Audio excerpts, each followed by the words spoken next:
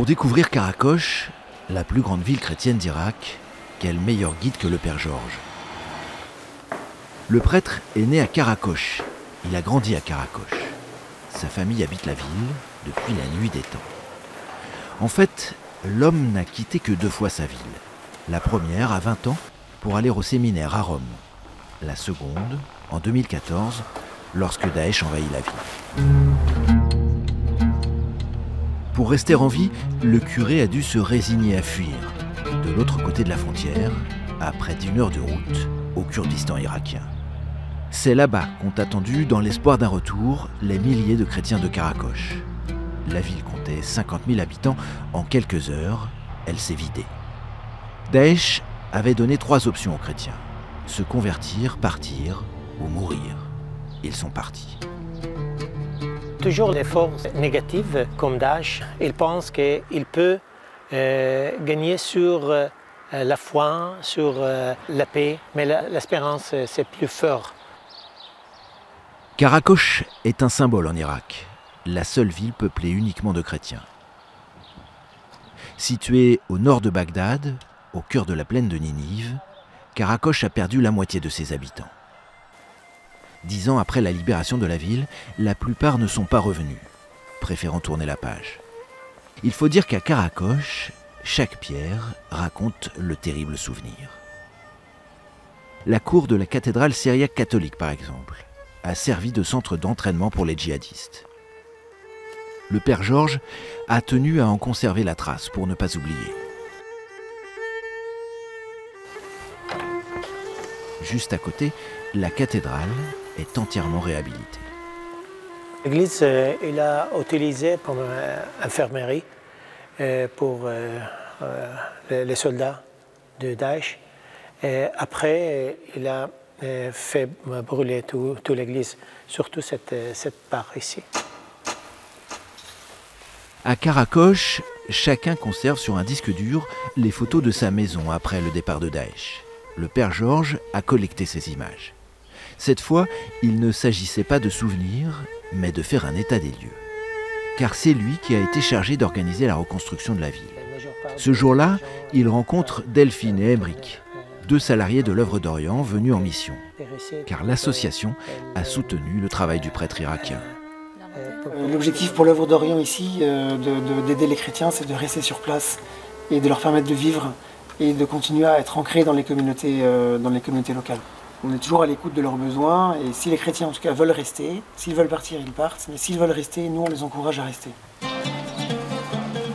Aujourd'hui, Karakosh a tout d'une petite ville prospère. Dans le centre-ville, les commerces sont rouverts, l'activité économique semble redémarrer doucement. La confiance revient. Mais dans les faits, la situation est plus complexe. Ces 3 ans d'occupation ont poussé des familles entières à l'exil. Pour ceux qui restent ou ceux qui sont revenus, difficile de retrouver une vie normale. C'est ce que constate Bassam, qui s'est occupé d'évaluer les besoins des commerçants pour l'œuvre d'Orient. Many families were split as ISIS came in 2014.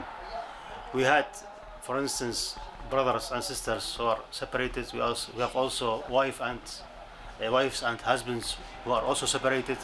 Some people are still waiting for their visas in Jordan or in Lebanon or in Turkey.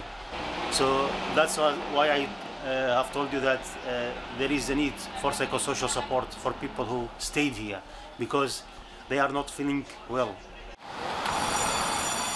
Le collège dominicain de Karakosh est une institution qui accueille 650 élèves et forme l'élite de la ville depuis des décennies. À sa tête, la sœur Ouda a fait le choix de revenir dès la libération de sa ville, pour montrer l'exemple, pour encourager au retour aussi. Rien de simple pourtant, car de son collège, il ne restait rien.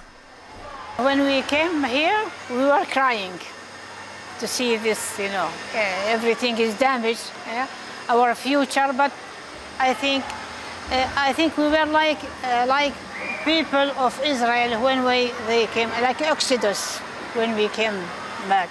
Yeah, we came back to our land. Avec douceur et fermeté, chaque jour, les sœurs dominicaines cherchent à faire de leurs élèves de futurs citoyens irakiens.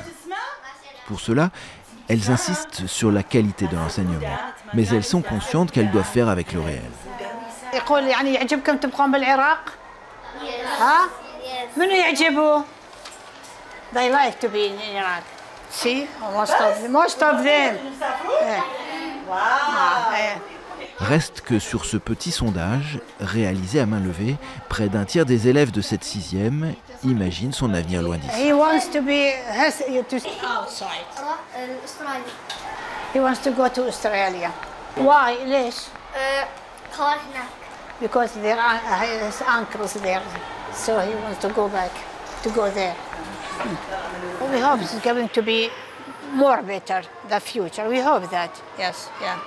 It's a trouble for them, for people. If there are only one from one family stay here, he see himself as a stranger. So he has to go to the family, to join them, yes, yeah. S'il ne restait plus qu'un chrétien à Karakosh, ce serait sans doute Yohanna. Yohanna est avocat, il défend les droits des chrétiens.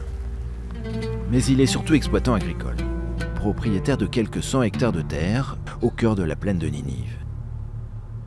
Cette terre, dans la famille de Yohanna, on se la transmet de génération en génération. L'avocat paysan en a fait sa raison de vivre. Et notre existence, c'est de protéger la terre et les villages des chrétiens, de ne pas vendre aux autres.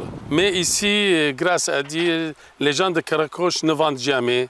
Nous vendons entre nous comme chrétiens parce qu'on veut que ça soit gardé par les chrétiens, cette terre. C'est pourquoi c'est interdit de vendre pour quelqu'un qui n'est pas de la région ou qui n'est pas de la même foi. Pour le moment, le droit protège les minorités religieuses en Irak. Mais pour combien de temps? Déjà, de nombreuses lois sont jugées discriminantes. Alors, pour envisager un retour, les chrétiens devront retrouver confiance en l'avenir de leur pays.